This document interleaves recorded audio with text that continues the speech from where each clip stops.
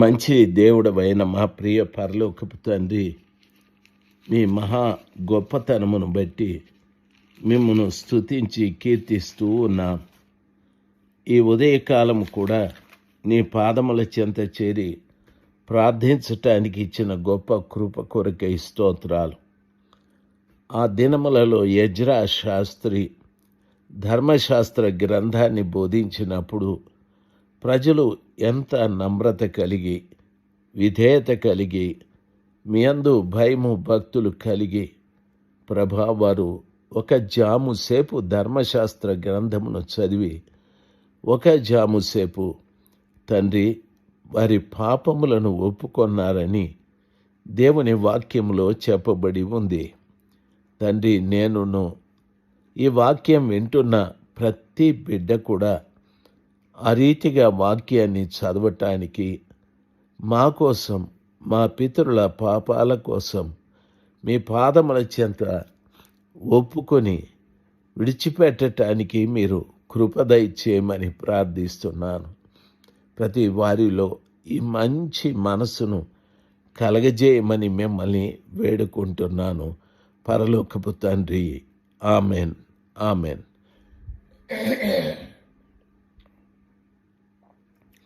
ప్రియులారా,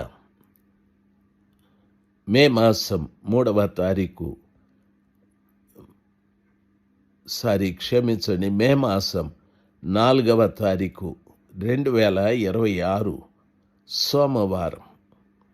పరిశుద్ధ గ్రంథమైన బైబిల్లో నెహెమ్యా గ్రంథము 9వ అధ్యాయం 3వ వచనంలో ఉన్న ఆ వాక్యాలను తెలుసుకోవటానికి ప్రభుల వారు మనకు సహాయం చేయనుగాక. ప్రియులారా, నిన్నటి దినాన ప్రజలు వాక్యాన్ని జాముసేపు చదివారు, పాపాలు జాముసేపు ఒప్పుకొన్నారు అని విన్నాము. జాము అంటే 3 గంటల సేపు. 3 గంటల సేపు వారు నిలబడి వారికి ఆ రోజున ఇవ్వబడిన ధర్మశాస్త్ర గ్రంథాన్ని చదువుతూ వచ్చారు.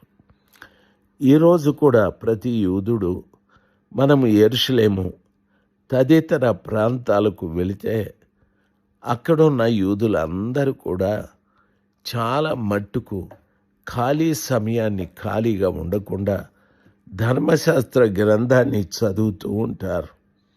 దేవుని బిడ్డలు మనం ఆలోచించాలి, వారికి ఎంత భయము. వారు ఇప్పుడు కూడా వారి పాపాలు ఒప్పుకుంటూ ఉంటారు. జాముసేపు 3 గంటల సేపు వారి వారి వారి కోసమే కాదు, వారి పితరుల పాపాలను గూర్చి కూడా వారు ప్రభు దగ్గర ప్రార్థన చేస్తూ ఉంటారు. వింటున్న దైవ జనాంగమ, సూర్యుడు ఉన్నంత వరకు ప్రతి మనిషి, భూమి ఉన్నంత వరకు భూమిపైన ఉన్న ప్రతి మనిషి కూడా ఏదో ఒక రూపంలో తప్పితాన్ని చేస్తూనే ఉంటాం. ఆ తప్పితాలు మనం ఏమాత్రము కూడా పట్టించుకోనకపోవచ్చు. అయితే ఒక వ్యక్తికి ప్రమాణము తన జీవితాన్ని సరిచేయగలిగినటువంటిది ఏది అంటే దేవుని యొక్క వాక్యమే. గత ఉదయాన నేను మాట్లాడుతూ సామెతల గ్రంథంలో ఉన్నటువంటి వాక్యాన్ని చెప్పాను. 28వ అధ్యాయం 13వ వచనంలో, ప్రియులారా ఆలోచించాలి, అతిక్రమములు చేయువాడు వాటిని దాచిపెట్టుకోకూడదని, ప్రభుల వారి ఎదుట వాటిని ఒప్పుకొని విడిచిపెట్టాలి, అప్పుడు వారు వర్ధిల్లుతాడు అని వాక్యం సెలవిస్తుంది. ఈ రోజున వాక్యాన్ని వింటున్న ప్రతి తమ్ముడు, చెల్లెమ్మ, ప్రతి అమ్మగారు, నాయనగారు, అన్నగారు వినాలి. దేవుని వాక్యాన్ని వింటున్నటువంటి మనలో అతిక్రమాలు ఉన్నాయేమో, అంటే క్రమం లేని జీవితాలు ఉన్నాయేమో. అది ఎక్కడ నుండి వచ్చింది? మన పితరుల నుండి వచ్చాది. నాకు కూడాను మా తండ్రులు, మా తాతలు, మా తండ్రి, మా తాతలు వారి తాతలు తండ్రులు వారు చేసిన పాప క్రియలను బట్టి నాలో అతిక్రమాలు ఉన్నాయి. నేను అపవిత్రపరచబడ్డాను. దేవుని వాక్యం ఆ రీతిగా సెలవిస్తుంది.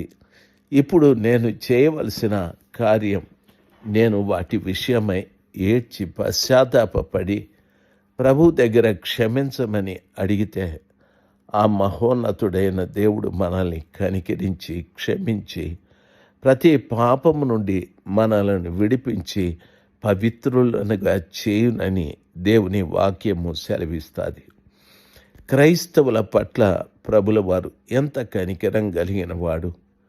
ఒక వ్యక్తి పాపం చేసి చనిపోతే తన పాపాలతో ప్రభు దగ్గర నిలబడవలసి వస్తుంది. క్రైస్తవునికి ఆ రీతిగా కాదు. జాముసేపు 3 గంటల సేపు వారు తమ పాపాన్ని, తమ పితరుల పాపాన్ని ఒప్పుకొన్నారని. ప్రియులారా, ఈ విషయాన్ని జాగ్రత్తగా మనము గమనించడం చాలా మంచిది. దేవుని వాక్యం ఈ రీతిగా మనల్ని హెచ్చరిస్తూ ఉంది. ఒకసారి కీర్తనల గ్రంథము 32వ అధ్యాయాన్ని చెప్తాను, వినాలి. 32వ అధ్యాయం 5వ వచనంలో చెప్పబడిన మాట. ప్రియులారా, దేవుని వాక్యమే మనకు ప్రమాణము కదా, ఇంకొకటి కాదు కదా, ఇంకొకరు కాదు కదా. అక్కడ రాయబడిన మాట ఏమిటంటే 5వ వచనంలో, నా దోషమును కప్పుకొనక నీ ఎదుట నా పాపము ఒప్పుకొంటిని, యెహోవా సన్నిధిని నా అతిక్రమములు ఒప్పుకొందుననుకొంటిని. నీవు నా పాప దోషమును పరిహరించి ఉన్నావు అని భక్తుడు దావీదు గారు చెప్తారు. ప్రియులారా, ఆలోచించాలి. నా దోషమును కప్పుకొనక అంటే నా పాపము, నా అతిక్రమాలు, నా దోషము, నా పరిశుద్ధత, ఇవన్నీ కూడా పాపం చేసే ప్రతి వ్యక్తిని దోషము కప్పుకుంటుంది. దయచేసి గమనించాలి. దేవుని ఎదుట మనము మోకరించినప్పుడు, ప్రార్థించినప్పుడు ఆలోచించాల్సింది, నా పాపము ఒక దోషపు లాగా, ఒక వస్త్రములాగా నన్ను కప్పుకొన్నది. ఆ విధంగా ఆ దోషము కప్పుకొన్న కారణాన దేవుడు నన్ను చూడలేకపోతున్నాడు. నేను దేవుని చూడలేకపోతున్నాను. అందుకని నేను ఏవేవో ప్రభుని అడుగుతూ ఉన్నాను. ఇవి చేయండి, అవి చేయండి అని. నేను ప్రార్థన చేస్తున్నది వాస్తవమే, కానీ నా దోషము నన్ను కప్పి ఉంది. ప్రభుల వారు నన్ను చూడలేదు, ప్రభుల వారు నా మాట వినలేదు. దోషము నన్ను కప్పుకొని ఉంది. ఈ విపరీతమైనటువంటి కార్యాన్ని వినండి. ఆ రీతిగా చెప్పి, నీ ఎదుట నా పాపము ఒప్పుకొంటిని, యెహోవా సన్నిధిని నా అతిక్రమములు ఒప్పుకొందును అనుకొంటిని. నీవు నా పాప దోషమును పరిహరించావు. మనల్ని ఆవరించిన దోషం ఎటువంటిది అంటే పాప దోషము. బిడ్డలు ప్రతిరోజు కూడా దేవుని ఎదుట కనిపించేటప్పుడు పరిశుద్ధంగా కనిపించాలి. దయచేసి ఈ మాటలు ఆలకిస్తున్న ప్రతి తండ్రికి, తల్లికి నా మనవి, ఏవైనా మన జీవితంలో తప్పితాలు జరిగి ఉంటే ప్రభు దగ్గర మనం ఆలోచించాల్సింది, క్రమం తప్పిపోయి తిరుగుతూ ఉంటాం. అతిక్రమాలు మనలో ఉంటాయి. ఆ రీతిగా అతిక్రమాలు మనలో ఉంటే మనము అభివృద్ధి చెందాం. దేవుని పిల్లలు కొందరు కష్టపడి సంపాదిస్తారు, కానీ వారి డబ్బు చిరిగిపోయిన సంచిలో వేసినట్టు ఉంటుంది. ఒక వ్యక్తి కష్టపడి సంపాదించిన డబ్బు చిరిగిపోయిన సంచిలో వేసినట్టుంది అంటే ఎంత ఏడుస్తాడు, ఎంత దుఃఖపడతాడు ఆలోచించాలి. వాటిని ఒప్పుకొని విడిచిపెట్టుటకు దేవుని యొక్క అనుమతి ప్రతి వారికి అవసరం కదా. ఆ రీతిగా దేవుని అనుమతి లేకుండా మన జీవితాల్లో అతిక్రమాలలో జీవిస్తూ దోషము మనతో కప్పబడి ప్రభుల వారి యొక్క ముఖదర్శనం లేక, ప్రభుల వారు మనల్ని చూడలేక ఎన్నో తప్పితాలు మనలో దొర్లుతూనే ఉంటాయి. నా ప్రార్థన, నా మనవి మీ జీవితంలో అది కలగకుండును గాక. ఆ గొప్ప స్థితి మన పట్ల ప్రభుల వారు ఏర్పరచునుగాక. ప్రతి వారు కూడా వారి పాపాలను ఒప్పుకొని విడిచిపెడితే మనల్ని ఆవరించినటువంటి ఆ దోషము పరిహరించబడుతుంది, తొలగించబడుతుంది. కాబట్టి 32వ కీర్తన 5వ వచనములో ఉన్న విషయాలు మీరందరికీ అర్థమయ్యాది.